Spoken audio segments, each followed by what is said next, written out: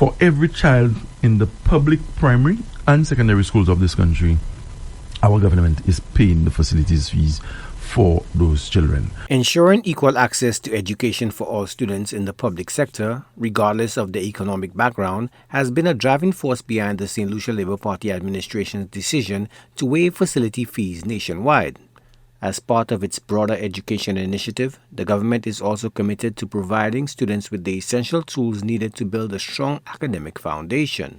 Our Form 1s, those who would have transitioned from the CPE grade 6 at the primary level into the secondary schools, they all received compliments, the government, a bursary for $500. So the parents did receive a check for $500 that would help prepare those children for school, get the materials and whatnot. In addition to the $500 bursary, all Form 1 students will receive a brand new Chromebook to support their academic journey. Education Minister Shawn Edward also revealed that transportation is provided for students attending secondary schools within their designated zones. The Prime Minister announced that he is paying CXC, CSEC, mathematics and language for every child. That is what we did last year and the year before.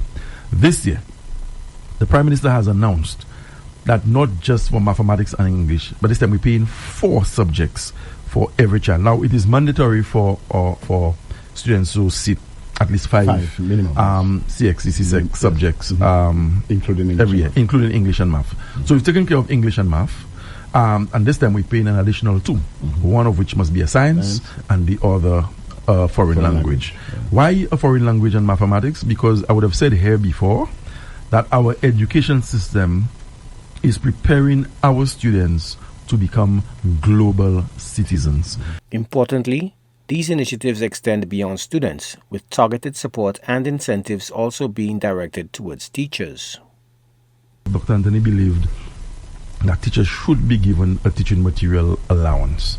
When we came in, the Honorable Philip J. Pierre, he did not just continue the TMA, but he increased it by $600.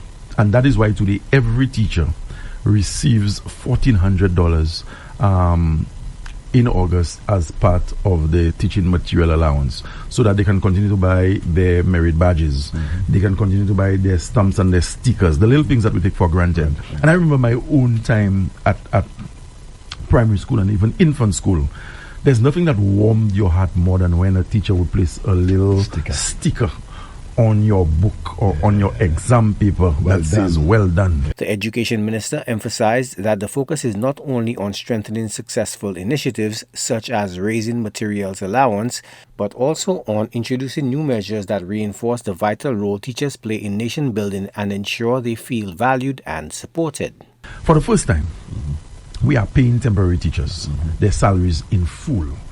Temporary teachers have loans at the banks that they need to service. Temporary teachers are parents, and they feel the strain of having to send their children to school at the beginning of a brand new academic year. They have to buy uniforms too. They have to buy shoes too. They have to meet their loan commitments at the bank too. And for a very, very long time in this country, temporary teachers were not being paid their August salary. The Honorable Philip J. Pierre, in his wisdom, and after discussion with his cabinet colleagues, he said that, and there was not much discussion on that, I can tell you, because everybody was in agreement.